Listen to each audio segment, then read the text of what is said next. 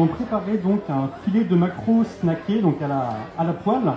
On va le cuire en aller-retour dans la poêle très très rapidement et on va l'installer très très délicatement sur un lit de mojettes de Vendée façon tagine, donc qui sera accompagné de plein de petits condiments très relevés pour rehausser un petit peu le goût de la mojette. Et on ajoutera à cette recette un petit beurre très léger de crustacés à l'anis vert. Voilà.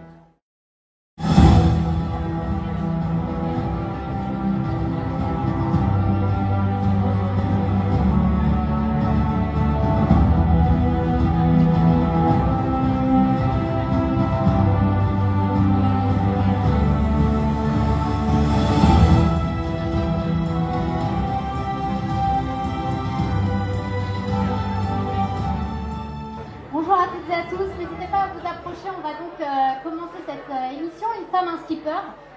Comme chaque week-end depuis l'ouverture du village maintenant, eh bien, les femmes qui gravitent autour du Vendée Globe sont mises à l'honneur. Pourquoi? Eh bien, parce que vous l'aurez remarqué cette année, alors on a un formidable plateau, il n'y a rien à dire, on a 29 marins engagés, on a des étrangers notamment, avec pour la première fois un Irlandais, un Néo-Zélandais, un Japonais même sur ce tour du monde. On a des bisous, on a des marins aguerris qui vont jouer la gagne et on sait d'ores et déjà qu'on va se régaler. Mais, parce qu'il y a un mais, on a un regret quand même, c'est qu'il n'y a aucune femme qui prendra le départ de ce Vendée Globe. Et ça, c'est une grande première depuis 20 ans. Aujourd'hui, je vais appeler Lily Pavant et Julia Boissière qui nous font l'amitié d'être avec nous. Alors, on est ravis de vous avoir avec nous. On va vous présenter rapidement. On vous voit ici Lily en photo sur les épaules de Christophe Pavant, qui est donc votre papa. Vous avez 20 ans, vous êtes la petite dernière, Lily, d'une famille de 5 enfants. Vous-même, vous êtes actuellement en prépa littéraire. Donc, pour ceux qui connaissent Camille Cocagne, alors on sera curieux, nous, évidemment, de savoir comment est-ce qu'on regarde ce bonhomme, comment est-ce qu'on regarde Christophe Pavant quand on est sa propre fille.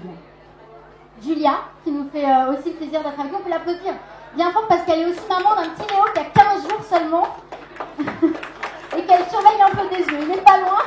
Vous êtes également une jeune femme brillante, bac plus 5, diplômée d'une école de commerce. Et c'est votre cœur, vous, qui vous a conduit en Vendée, puisque vous partagez la vie d'Arnaud. Vous l'aidez dans son quotidien et on sera évidemment curieuse de savoir comment on gère le fait d'être à la fois une femme impliquée dans un projet comme celui-ci et puis d'être la compagne aussi au quotidien. On peut choisir d'être une compagne de skipper, on ne choisit pas d'être la fille d'un skipper. Comment est-ce que vous regardez cette passion qui anime votre père et est-ce que vous la partagez? La passion, moi je la regarde d'un œil admiratif. Forcément, en tant qu'enfant, mon père c'est un peu mon héros depuis toujours. Comme je le dis, j'ai été habituée à des convoyages, donc des voyages sur des bateaux confortables, avec des petites trampolines dans des endroits magnifiques, Seychelles. Donc c'est un peu loin de l'univers de la course au large, où l'idée c'est d'aller s'exclure sur des bateaux grands, mais finalement assez petits à l'intérieur, au milieu des icebergs. Vous l'avez toujours soutenu, vous comprenez cette passion? Ouais, comme je disais tout à l'heure, comprendre, c'est pas franchement le mot, parce que je crois qu'on aura toujours du mal à se mettre dans la tête de ces hommes-là. On a beau essayer, on comprend pas qu'est-ce qui les pousse à partir, mais par contre, ouais, j'ai appris vraiment à l'accepter au fil du temps, et je comprends bien que la mer c'est sa passion, partir en mer seul c'est ce qui le fait vibrer, ce qui le fait vivre. Oui, alors c'est l'univers du bateau, mais un peu différent quand même, parce que moi c'était bateau plaisance. Je ne connaissais pas du tout la course au large. Je suis arrivée au Sable d'Olonne il y a 5 ans pour convoyer un bateau, un Océanis 54, donc un bateau de plaisance. Et c'est là que j'ai croisé en fait Arnaud. Au Brésil, c'est ça, hein, qui devait partir au Brésil. On est parti au Brésil jusqu'à Rio de Janeiro. On a fait les sables Rio avec quelques escales sympas aux Canaries, Cap-Vert, Fernando de Noronha. J'ai croisé le marin adopté par la Vendée, par les Sablés et par les Chaumois plus précisément, qui est Arnaud Boissière. sans savoir qui il était, sans savoir qu'est-ce que c'était que le Vendée Globe et qu'est-ce que c'était que ces bateaux de course en fait. Et sauf que là j'ai découvert le monde de la course au large, qui est assez impressionnant par ces bateaux, qui est impressionnant par le monde que ça draine, par l'engouement qu'il y a. Et j'ai vécu mon premier départ de course qui a été assez traumatisant, pour tout vous dire. Voilà. Lily, les départs de course, vous vous rappelez quand vous étiez petite, un premier départ de course et comment vous les vivez ces départs de course, vous, Jean? Et je me souviens par contre du départ du premier tour du monde qu'il a fait en solitaire, donc le Vendée Globe c'était en 2008. Et là je me rappelle en effet quand on voit son père partir 3 mois tout seul comme ça sur un énorme bateau, on sait que ça va être long, ça va être dur, qu'il va essuyer des tempêtes pas possibles et que ça va être horrible. Là je me rappelle avoir pleuré toutes les larmes de mon cœur. Alors Julia, Arnaud s'en va, vous avez quand même un petit bout de chou de 15 jours, il aura tout juste un mois le lendemain du départ. Comment est-ce que vous l'appréhendez, cette course, en sachant que vous allez vous retrouver toute seule 3 mois avec un si petit bonhomme? Alors, contrairement à ce qu'on peut croire, je l'appréhende plutôt bien. Effectivement, Léo aura un mois le 7 novembre. Je l'appréhende bien parce que, à la différence d'il y a 4 ans, je vais voir partir Arnaud, mais on sera 2 à terre. On aura notre cellule familiale à terre, puis on sera plus fort. Voilà, c'est le sentiment que j'ai. Julia, vous êtes très impliquée aussi dans ce projet finalement. C'est une histoire que vous avez construite à 2 aussi, ce Vendée Globe. Oui, je suis impliquée. Alors, en ce qui concerne ce Vendée Globe-là, j'ai préparé toute la pharmacie d'Arnaud et tous les sacs de nourriture. Il manque encore quelques trucs à mettre dans les sacs. C'est une responsabilité, ça, quand même. Je crois que vous lui glissez des petites surprises, mais le problème, c'est qu'il est déjà là, donc on va pas pouvoir révéler au public ce que vous allez mettre là-dedans, dans ces petits sacs. Peut-être juste une anecdote. Ouais, non, c'est des petites surprises. Alors, l'idée, c'est que les dimanches en mer sont assez symboliques. Donc les dimanches, il y a de la nourriture différente par rapport aux autres jours de la semaine. C'est un petit peu meilleur, on va dire. Donc c'est pas du lyophilisé, c'est de la pertisée, donc c'est un peu plus de goût. Et j'ai essayé en fait que chaque dimanche il y ait un petit clin d'œil. Lily, vous, à défaut de partager la passion de la course au large proprement dite, vous partagez une autre passion, c'est la musique. Vous allez être en charge du coup de la playlist.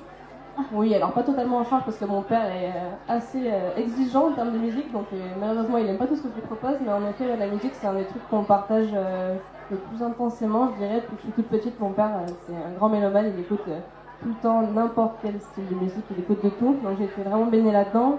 Et aujourd'hui c'est moi qui me charge, j'aime bien de mettre une playlist avec une centaine de mes morceaux que j'écoute en ce moment, en me disant qu'avec un peu de chance il écoutera un de mes morceaux préférés au milieu de l'Atlantique et qu'il pensera un peu à moi. La chance aussi, un petit lot de 15 jours. Hein. Bravo Arnaud. Bonjour Quito, installez-vous, comment allez-vous? On est ravis de vous avoir, merci beaucoup.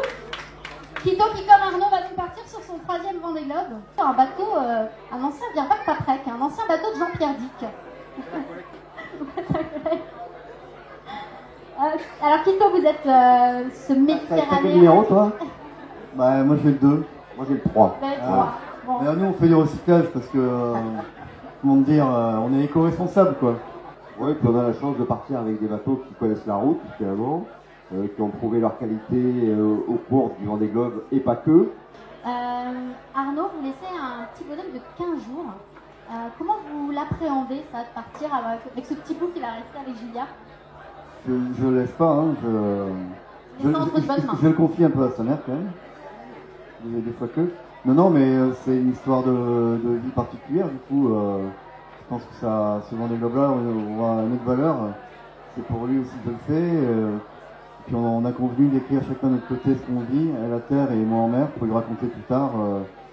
On se posait une question tout à l'heure par rapport à Lily, on lui demandait par rapport à son enfance, est-ce qu'elle avait eu le sentiment un peu d'abandon, en tout cas est-ce qu'elle avait un peu mal vécu le fait que vous partiez comme ça en mer? Non, parce que je crois que mes enfants ont été habitués depuis qu'ils sont nés, ils ont eu un père marin, donc ils partaient, alors c'est pas forcément pour des courses qui durent 3 mois, mais qui partaient faire des courts voyages, partir pour des mois, okay, et c'est leur vie finalement, ils ont habitué à ça.